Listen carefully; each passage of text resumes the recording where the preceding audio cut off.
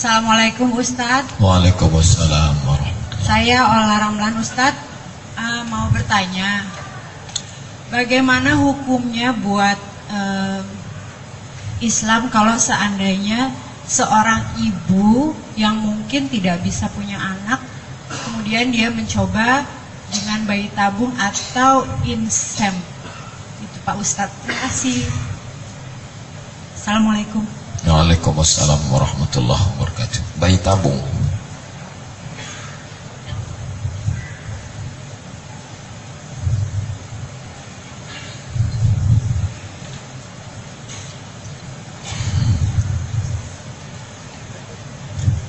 Kalau perintahnya kuat, namanya, saya bagi dulu biar jelas pemetaan, mapping. Ini masalahnya masuknya kemana? Nah, baik. Nama agamanya Islam. Islam itu isinya 3. Yang pertama namanya aqidah. Keyakinan tentang Allah, tentang malaikat, tentang surga, tentang neraka. Namanya aqidah. Yang kedua namanya syariah atau Islamic law, hukum. Yang ketiga namanya akhlak. Sabar, ridho, qanaah, tawakal, bersihkan hati dari hasad, jangan dengki, jangan dendam, jangan marah, jangan kecewa, berserah pada Allah. Itu namanya akhlak atau Islamic morality atau etik. Dimanapun ngaji nggak keluar dari sini. Akidah, syariah, akhlak. Nah, kira-kira pertanyaan Mbak Ola tadi kemana masuknya? Ke akidah, ke syariah atau ke akhlak? Syariah. Halal haram. Nah, syariah ini kalau perintahnya kuat, wajib. Kalau perintahnya kurang kuat, sunnah. Kalau larangannya kuat, haram. Kalau larangannya nggak kuat, makruh. Perintah kuat wajib, nggak kuat sunat. Larangnya kuat haram. Larangannya nggak kuat makruh. Nggak disuruh, nggak dilarang, mubah atau boleh. Nah, sekarang kita mau memposisikan bayi tabung masuknya kemana? Bayi tabung dengan syarat 1, spermanya memang betul punya suami, bukan punya stuntman.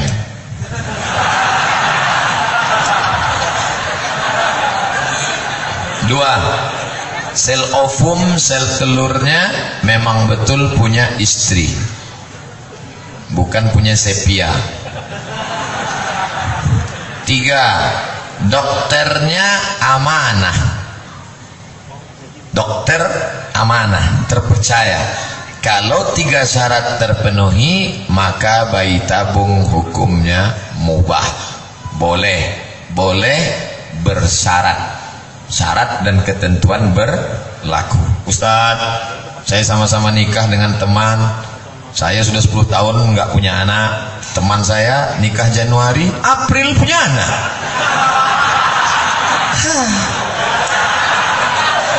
Saya sudah 10 tahun, tapi ada yang nawarin, katanya ini bayi tabung berapa? 100 juta. Boleh nggak Pak Ustadz? Memang sperma suami, sel ovum, sel telur istri, dokternya amanah. Ini hanya prosesnya saja, dibantu dengan dunia kedokteran, akhirnya punya anak, bahkan kembar, sehat-sehat, tidak memudaratkan kata dokter, maka hukumnya mubah. Makan jengkol sama pete, kemana masuknya? Makruh. Pakai sabu-sabu, haram. Sholat subuh, wajib. Qobliyah subuh sunat. Nah, jadi kita udah ada kotak-kotaknya. Kira-kira ngaji Islam itu nggak keluar dari kotak ini. Akidah, syariah, akhlak. Ibu-ibu, petang ini ngaji kita tentang sabar. Suami kita dilarikan orang, sabar. Jadi pelakor, sabar. Itu masuknya kemana? Bodoh. Suami dilarikan orang kok sabar?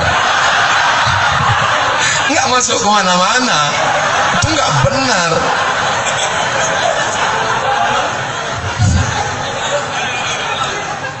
Akidah, syariah, akhlak. Syariah terbagi kepada wajib, sunat, haram, makruh, mubah. Simple. Wallah. Saya makanya tadi minta, Ustadz selama ini kalau ceramah tablik akbar supaya kelihatan berilmu, walaupun nggak sehebat Ustadz Adi Hidayat. Paling nggak pernah pakai papan tulis kan?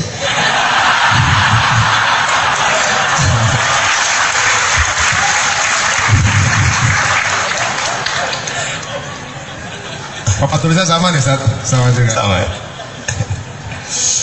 Silakan. Ya, dari sisi laki-laki ada rekan kita Amardoni akan bertanya. Silakan, Pak. Assalamualaikum warahmatullahi wabarakatuh. Waalaikumsalam.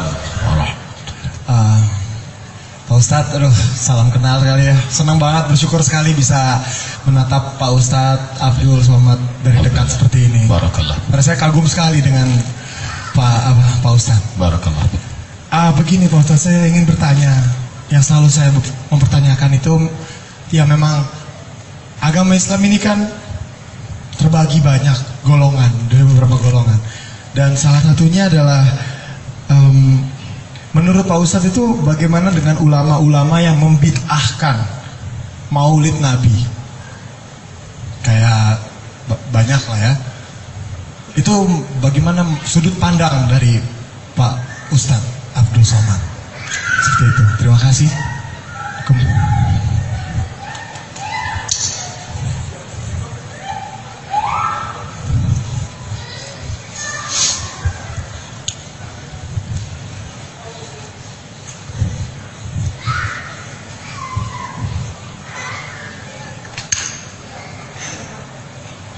Agama Islam,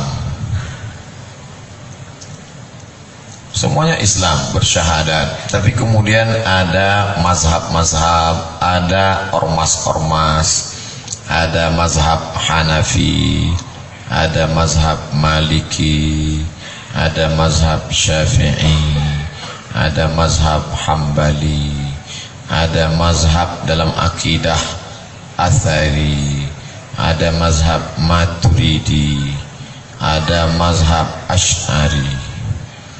Lalu kemudian ada pula ormas yang berafiliasi. Ada NU, ada Muhammadiyah, ada Perti, ada Persis, ada Al-Irsyad, ada Nahdlatul Wathon, ada Al-Wasliyah. Nah, jadi kita tidak memahami bahwa mazhab dan ormas ini agama. Ormas dan mazhab bukan agama. Dia adalah salah satu pendapat di dalam agama. Jadi jangan katakan ini agama, bukan. Dia Islam, tapi salah satu pendapat dalam Islam. Ambil contoh tentang masalah sholat subuh.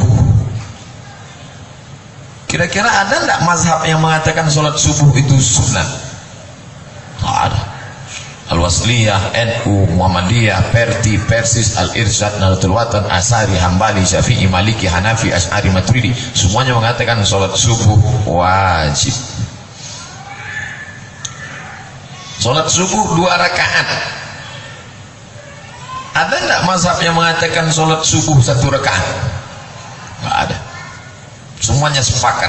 Tentang masalah wajib, sepakat. Tentang masalah 2 rakaat, sepakat. Tentang masalah baca Fatihah di setiap rakaat, sepakat.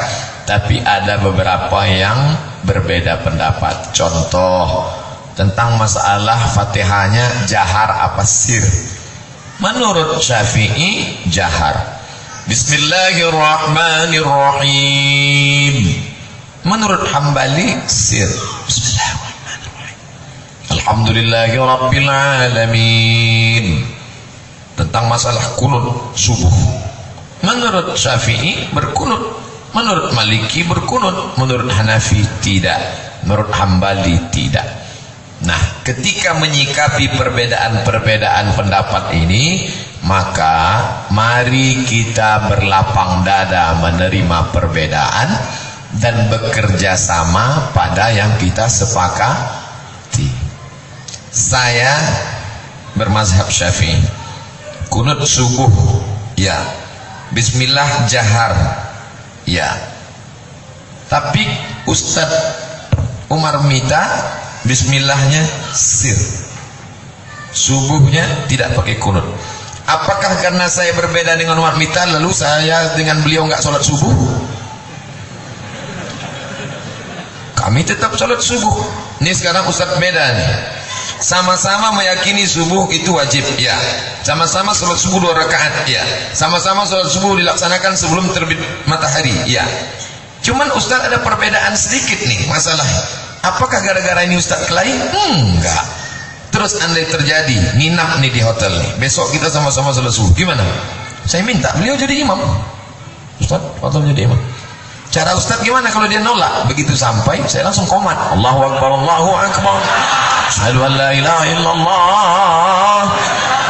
Gak mungkin dia kan? Ustadz maju, aku udah komat. Paling enak jadi makmum, saya tinggal ngikuti dia aja. Apa lalu saya provokasi ke kamar-kamar, nanti kalau imamnya Ustadz Umar Mita jangan sholat subuh ya. Sama saya. Nata'awan fimat tafakna, mari kita bekerja sama pada yang kita sepakati. Wa nata'azar fimah talafna, mari kita berlapang dada menerima perbedaan. Maka saya sebutkan dalil-dalil tentang maulid. Syekh Yusuf Al-Qardawi mengatakan maulid tak masalah. Kemudian Syekh Sayyid Muhammad bin Alawi bin Abbas Al-Hasani Al-Maliki mengatakan maulid Nabi. Ada pula maulid dengan catatan. Kemudian Al-Hafiz Jalaluddin Abdurrahman As-Suyuti dalam Al-Hawi lil Fatawi dengan syarat hanya 5 isi maulid. Pertama, baca Quran. Kedua, sejarah Nabi. Ketiga, tawasaw bil haq tawasaw bis sabr. Keempat, ada doa. Kelima, ada sedekah makanan. Tapi kalau campur aduk laki-laki perempuan, ada joget-joget maksiat, maka maulid menjadi majelis bid'ah. Saya condong kepada pendapat yang pertengahan. Saya tidak membid'ahkan maulid, tapi saya tidak membebaskan maulid sesuka hati sampai jadi ajang maksiat. Saya ikut pendapat ulama, boleh dalam kurung dengan syarat dan ketentuan berlaku. Apa hikmah dari maulid? Pertama, nyambung silaturahim. Yang kedua, mengenalkan Nabi Muhammad SAW. Makanya saya selalu usulkan, jangan maulid hanya ceramah-ceramah. Dalam rangka maulid Nabi, lomba cerpen sejarah Nabi. Dalam rangka maulid Nabi, lomba imam. Masjid-masjid, pengurus masjid buat lomba imam. Juara 1 berangkat umroh. Setuju? Setuju. Ongkosnya dari mana? Dia maksudnya. Allahu'alam. Ya, untuk teman-teman semua mungkin masih ada beberapa pertanyaan yang ingin disampaikan. Kebetulan Ustadz ada bukunya 37 masalah populer, dan juga mungkin untuk 99 tanya jawab sholat juga ada di Tafakuh luar sini ya, di bookstore sini, yang tidak bisa didapatkan di tempat lain ya. Ada mungkin teman public figure lagi atau siapa yang akan bertanya? Silakan. Mas, silakan Mas.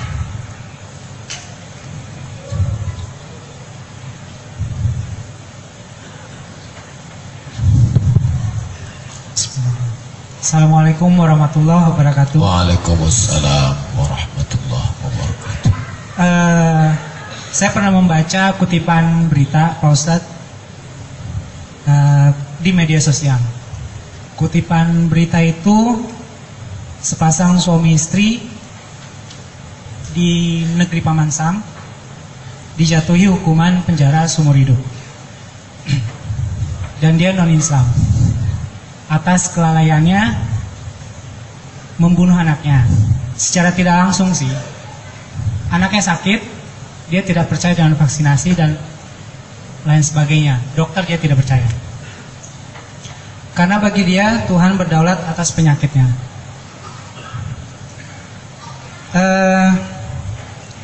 Di akhir beritanya itu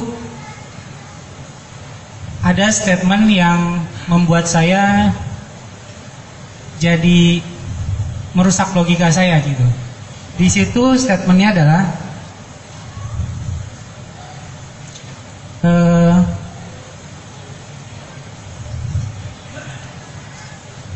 sebaiknya manusia bermanusia dulu, baru beragama. Tugas seorang manusia adalah bukan menjadi Tuhan. Jadi karena keyakinannya orang tua ini, dia berkeyakinan bahwa tidak perlulah dokter, tidak perlulah macam-macam vaksinasi itu. Jadi saya bisa merawat anak saya gitu. Pada akhirnya anak itu sakit dan meninggal dunia. Terlepas dari itu, yang saya mau mempertanyakan adalah pandangan Ustadz mengenai kalimat bermanusia dulu baru beragama. Padahal kan kita beragama ini supaya kita mempelajari, mengamalkan sehingga menjadi manusia yang mulia. Antum beragama. Apa agama antum? Islam. Islam. Antum beragama Islam, yang antum ikut manusia, namanya Muhammad Sallallahu Alaihi Wasallam. Maka orang yang tidak beragama ateis. A tidak. T Tuhan. Ism keyakinan. A tidak. T Tuhan. Ism keyakinan yang mengatakan tidak ada Tuhan. Maka dia tidak percaya Moses, Musa. Dia tidak percaya Yesus. Dia tidak percaya Muhammad. Karena ketiga orang ini sama-sama manusia, sama seperti kita. Mereka hanya orang yang mengigau dan berhalusinasi. Kata yang punya website yang antum baca tadi. Untuk apa kita beragama? Karena agama itu pun datang dari orang. Yesus, Muhammad, dan Moses. Kalau ada tokoh-tokoh yang lain, Siddhartha Gautama, Buddha, kemudian Zarathustra, Zoroaster, mereka manusia. Ngapain kita ikut manusia? Kata dia. Dan dia ateis. Dan ketika kita tanya, kamu dapat pemikiran ateis ini dari siapa? Dari Karl Marx. Karl Marx. Sekarang kita balik. Kami ngikut Muhammad nggak boleh, nggak. Ngikut Isa nggak boleh, nggak. Ngikut Moses nggak boleh, nggak. Kenapa? Karena manusia. Terus ente ngikut Karl Marx kok boleh? Nampak? Dia sedang mengalami kekacauan pemikiran. Orang lain tidak boleh ikut manusia, tapi dia mempertuhankan manusia. Semua orang yang tidak beragama ateis, siapa yang diikutnya? Nabinya Karl Marx, Stalin, Lenin, Sigmund. Puncaknya Nietzsche. Apa kata Nietzsche? Tuhan pernah ada, tapi sekarang Tuhan sudah mati. Mereka adalah orang-orang gagal paham tentang agama. Tapi mereka jauh nul di sana. Kalau dipakai ring, mereka entah ring berapa, tidak tersentuh. Ngaji nggak mau, diajak dialog nggak mau. Jadi saya mau memahamkan pada antum kita semua, mereka sebenarnya mengikuti pikiran orang lain, bukan pikiran dia sendiri. Cuman dia larang kita ikut pikiran. Gak usah kamu ikut Muhammad, tapi sebenarnya dia tuh nabi-nabi dia semua. Karl Marx, Stalin, Lenin, Sigmund, Nietzsche, dan lain sebagainya. Dan filosof-filosof barat yang tidak bertuhan. Dan pada akhirnya mati dalam keadaan gila. Nietzsche akhirnya gila. Na'udzubillah. Makanya tidak ada jalan lain selain kembali ke jalan Allah, berislam. Jadi kalau anak kita sakit Pak Ustadz, ya berobat. Saya yakin dia stres akibat anaknya mati itu gila ya. Dalam Islam kalau orang tidak bertuhan hukumannya apa? Mati. Orang murtad hukumannya hancur. Hukum Islam. Tapi karena kita tidak pakai hukum Islam, di Indonesia kalau ada orang tidak bertuhan tidak boleh tinggal di Indonesia. Karena sila yang pertama ketuhanan yang Maha Esa. Tidak ada tempat bagi PKI ateis di negara Kesatuan Republik Indonesia. Nah, adapun ungkapan kita manusia dulu baru bertuhan, bermain dengan kata-kata semuanya, kira-kira yang saya jelaskan ini paham, nyambung. Itulah bayangan. Wallahu a'lam. Terima kasih Ustaz. Baik.